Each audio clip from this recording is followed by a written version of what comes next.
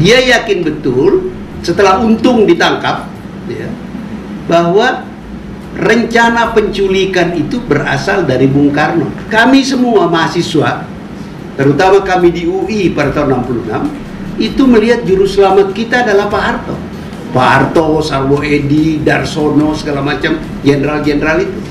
Tapi generasi muda sekarang yang tidak mengerti itu, gampang sekali.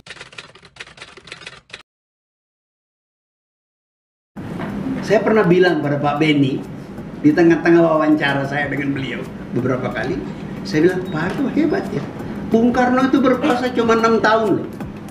Coba lihat, proklamasi kemerdekaan, kabinet presidensial, Bung Karno eksekutif presiden. Bulan November, berapa bulan itu dari 17 Agustus, keadaan berubah menjadi sistem parlementer. Perdana Menteri Syahrir, Perdana Menteri pertama. Sejak itu Bung Karno adalah lambang. Orang suka kacau itu, menyebut Soekarno berkuasa dari 45. Nggak betul. Soekarno menjadi presiden yang eksekutif itu kembali tahun 59, 5 Juni atas dukungan Angkatan Darat.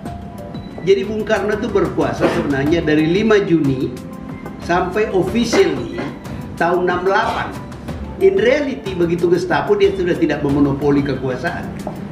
So Soeharto, TNI Angkatan Darat itu sudah lebih menentukan dari Soekarno. Kenapa? Soekarno itu tidak punya organized political party. Itu sebabnya dia pakai PKI untuk mengimbangi Angkatan Darat. Oke, dia nggak bisa. PNI, Partai Nasional Indonesia, yang sejarahnya dekat dengan Soekarno, itu dikacaukan oleh Bung Karno dengan memecah. Ada Marhainis gadungan, kacau itu partai. Jadi dia akhirnya tergantung kepada PKI dalam menjalankan politik balance of power, keseimbangan antara PKI dengan Angkatan Darat. Dan ketika keseimbangan itu jomplang, saya kira ini bahasa Jawa tapi saya kira Anda mengerti, jomplang, Soekarno nggak bisa lagi menguasai keadaan. Pertanyaannya selalu mahasiswa saya selalu tanya, kenapa kalau 65 mulai jomplang, kok 68 baru tersingkir completely Pak Bung Karno? Karena Soeharto mencoba mencegah jangan terjadi keributan. So Bung Karno masih sangat populer. Itulah awal dari konflik Pak Nas dengan Pak Harto. Pak Nas sebagai orang Sumatera mau menegakkan keadilan dan kebenaran, dan dia yakin betul, dan di buku ini saya gambarkan bahwa dia yakin betul setelah Untung ditangkap, ya, bahwa rencana penculikan itu berasal dari Bung Karno. Tapi Bung Karno tidak merencanakan pembunuhan. Tak seorang pun merencanakan pembunuhan, termasuk ID. Rencana mereka adalah mendaulat pimpinan Angkatan Darat sebagaimana Soekarno didaulat oleh pemuda-pemuda dibawa ke Rengas Dengklok, tidak dibunuh. Tapi terjadi kecelakaan. Bagaimana kecelakaan itu saya gambarkan di buku ini. Jadi Pak Harto itu hebat sekali. Makanya saya ingin katakan kepada para cendekiawan muda, marilah kita melihat Bung Karno dan Pak Harto dalam konteks waktu. Bung Karno was a great man. Hebat dia. Kita bisa mempelopori Indonesia merdeka dan dia didukung oleh rakyat. Didukung oleh pemuda. Tapi ketika dia memasuki bidang mengadministrir negara, dia nggak dipersiapkan untuk itu. Kacau balau kita sejak tahun 59 nih. Sampai terjadi Gestapo. Pak Harto, saya bukan orang komunis. Saya anti komunis. Terutama pada waktu itu melihat terornya PKI, terornya Lekra dan sebagainya. Kami semua mahasiswa, terutama kami di UI pada tahun 66, itu melihat juru selamat kita adalah Pak Harto. Pak Harto, Sarwo Edi, Darsono, segala macam jenderal-jenderal itu. Tapi generasi muda sekarang yang tidak mengerti itu, gampang sekali menyamakan antara Soeharto awal Orde Baru dan Soeharto mature Soeharto yang anak-anaknya sudah terlibat bisnis. Menurut saya itu tidak ilmiah.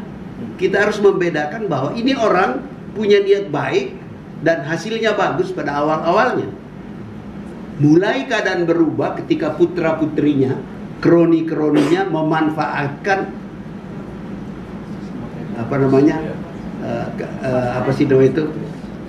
fortune yang dihasilkan oleh pemerintahan Orde Baru. Sejak itu menjadi kacau. Sejak Soekarno memperkenalkan Nasakom awal Orde Lama tahun 60, itu mulai muncul bacaan-bacaan yang tidak tahu kita siapa penerbitnya. Saya ceritakan di buku ini, yang membuat kita alert, membuat kita takut kepada PKI. Banyak buku-buku beredar, tidak ada penerbit, tidak ada penulis. Isinya kampanye anti komunis. Memuncak itu pada tahun 65. Makin banyak buku yang membuat kita makin takut kepada PKI. Kemudian saya tahu peranan CIA dalam membiayai buku-buku itu sangat besar. Apa itu aneh? Pasti tidak aneh. Perang dingin, itu puncak perang dingin. Dan Indonesia itu sangat penting. Negeri ini adalah negeri terbesar di Asia Tenggara. Dan PKI-nya hebat, dilindungi dengan doktrin Nasakom oleh Bung Karno. Jadi Amerika tentu dengan segala cara membantu menimbulkan ketakutan kepada kita semua mengenai hati-hati kalau komunis berkuasa. Ada ceritanya bagaimana Stalin membunuh orang, bagaimana intelektual Ceko dibunuh, Poland. Ada filmnya mengenai pembunuhan yang dilakukan oleh Stalin. Ya.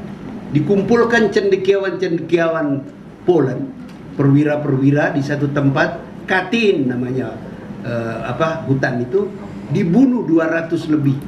Dan itu kita tahu semua. Kita takut bahwa kalau PKI berkuasa, mereka akan lakukan itu. Oleh sebab itu kita melawan. Nah, satu-satunya yang melindungi kita melawan PKI itu Angkatan Darat.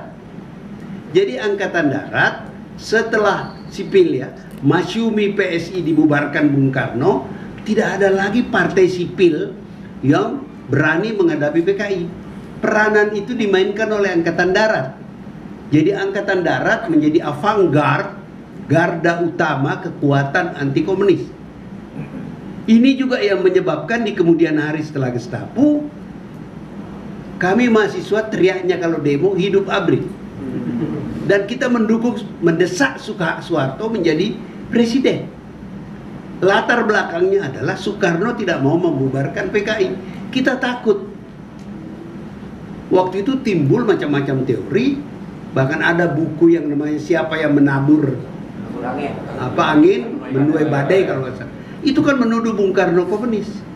Pengalaman dan penelitian saya mengatakan Bung Karno itu seorang narsistis. Dia tidak mencintai siapa-siapa. Semua yang dia cintai terbatas. Ada saatnya dia mencintai, siapa istrinya yang pertama itu? Inggit, luntur, dia dapat Fatmawati. Sudah itu a series of ladies behind. Oke? Yang tidak pernah luntur cintanya Bung Karno sendiri. Jadi Nasakom itu lebih penting daripada PKI. Di buku ini saya jelaskan bahwa Bung Karno sebenarnya mau membubarkan PKI, tapi ada Nasakom. Nasakom itu telanjur dijual ke dunia. So Bung Karno punya ambisi menjadi tokoh internasional, mau mengatasi konflik Barat dan Timur. Oke? Sambil lalu saya teringat di kemudian hari, zaman Gus Dur dia mencoba penengah antara Palestina dengan Israel. Amerika yang hebat saja nggak bisa mengatasi soal Israel. Nggak ada yang bisa. Apa pula kekuatan Gus Dur dituntun-tuntun ke Yerusalem. Who are you to tell us what to do? Oke? Nah, Bung Karno seperti itu. Jadi Bung Karno itu bukan seorang komunis, tapi seorang yang lebih mencintai dirinya. Kebetulan yang membantu kecintaan pada dirinya itu adalah PKI, karena ada kekuatan lain. Kembali lagi tadi kepada politik balance of power. Oke, kalau Anda tanya seorang wartawan tua yang tidak berada di Indonesia, waktu Gestapo, beberapa minggu lalu tanya, apa perlu tuh komunis dibunuh semua? Saya bilang itu bukan keputusan rasional, itu keadaan orang itu, apa sih namanya tuh kalau seperti apa yang terjadi, kayak orang trans, kerasukan. Jadi jangan ditanya secara rasional. Ini sama saja, saya kira. Saya baru saja memberi kuliah umum di Universitas Muhammadiyah di Surakarta. Terus saya bicara mengenai ISIS. ISIS ini tidak bisa dilepas dari satu fenomena campur tangan Amerika di Timur Tengah. Timur Tengah itu kan tidak siap berdemokrasi. Datang Amerika bring democracy to Middle East. Dia obrak-abrik struktur yang ada. Dia lupa bahwa struktur yang ada itu bagaikan sarang lebah. Kalau you ganggu itu lebah, lebah menyebar kemana-mana. Ini mengingatkan saya juga pada kebijakan Nixon Kissinger yang membom habis-habisan Kamboja. Apa akibatnya? Killing field. Jadi kita harus melihat itu dalam konteks-konteks. Nah, tolong kita mengerti soal PKI itu dalam konteks. Tidak ada itu rapat mengatakan hari ini kita membunuh 1000, besok nggak ada. Orang mengamuk, terutama di Jawa Tengah aja. Kalau Anda baca di buku saya ini, bagaimana kiai-kiai menjadi marah karena peristiwa Kanigoro. Ada pelatihan PII, pelajar Islam Indonesia, diserbu, Quran diinjak-injak, orang anak PII itu dipukuli. Dan waktu itu timbul solidaritas antar umat Islam luar biasa. Tidak lagi berpikir NU Masyumi yang dari tahun 50-an itu pecah. Mereka berpikir eksistensi Islam dalam menghadapi ateis komunis. Jadi Anda hanya bisa mengerti ini kalau Anda mempelajari sejarah pra-Gestapo. Kalau Anda cuma melihat Gestapo begitu, Anda tidak menangkap esensi dari prolog dari peristiwa itu. Saya mendapat informasi super semar itu tengah malam. Yang menyampaikan kepada saya, utusan dari Pak Sarwoedi, namanya Mayor Gunawan, kemudian Letnan Jenderal Gunawan di kemudian hari, memberitahu saya, Pak Sarwoedi, kan saya udah kenal Pak Sarwo operasi di Jawa Tengah, kan kami melihara hubungan persahabatan. Saya dicari, bukan pimpinan mahasiswa dicari, saya dicari, di brief oleh si Mayor Gunawan, dia asisten operasi RPKD. Lalu saya menghubungi para tokoh mahasiswa yang dilindungi di markas komando tempur di Kebon Sirih. Mereka tanya, ada apa Lem? Enggak, saya nggak berani ngomong di telepon. Maka datanglah David Tupulu, datanglah Zamroni, kalau nggak salah Kosmas juga datang. Saya bermarkas di Fakultas Psikologi waktu itu. Saya beritahu mereka, saya bilang, sorry saya nggak berani ngomong di telepon. Oh, ini ada perkembangan begini. Besok kita akan mengadakan show of force. Saya tentu tidak melihat dokumen itu, tapi rasanya ini ingatan. Kalau Anda mahasiswa sejarah dan mau meneliti, coba lihat koran angkatan bersenjata pada waktu itu. Seingat waktu itu kan nggak ada fotokopi, jadi langsung kita cetak di tembaga itu. Ingat saya itu kopinya dimuat. Ya, itu satu. Informasi lain, Kemal Idris almarhum Jenderal Kemal bilang, oh itu Yusuf sama Ali Munir Mahmud sama siapa lagi satu? Basuki Rahmat. Mereka bawa surat itu dari Pak Harto. Menurut versi Yusuf, Amir Mahmud dan Basuki, tidak ada surat dari Pak Harto. Dan surat itu didraft, diketik oleh Sabur dan dikoreksi oleh Bandrio. Dan kemudian ditandatangani oleh Bung Karno. Jadi menurut saya ini masih bisa dilacak. Ada yang percaya surat dari Pak Harto. Kalau kita melihat logikanya, saya kira lebih logis Pak Harto memberitahu Bung Karno lewat utusan itu bahwa Pak Harto bersedia menyelesaikan persoalan kalau diberi kepercayaan. Saya nggak membayangkan waktu itu Soeharto berani nulis surat mengancam Soekarno.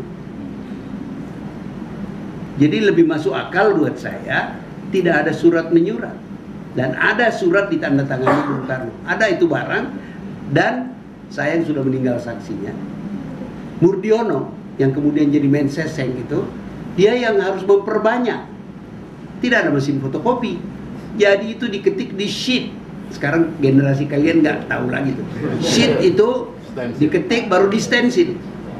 Begitu. Itu yang saya bisa ceritakan pada Anda.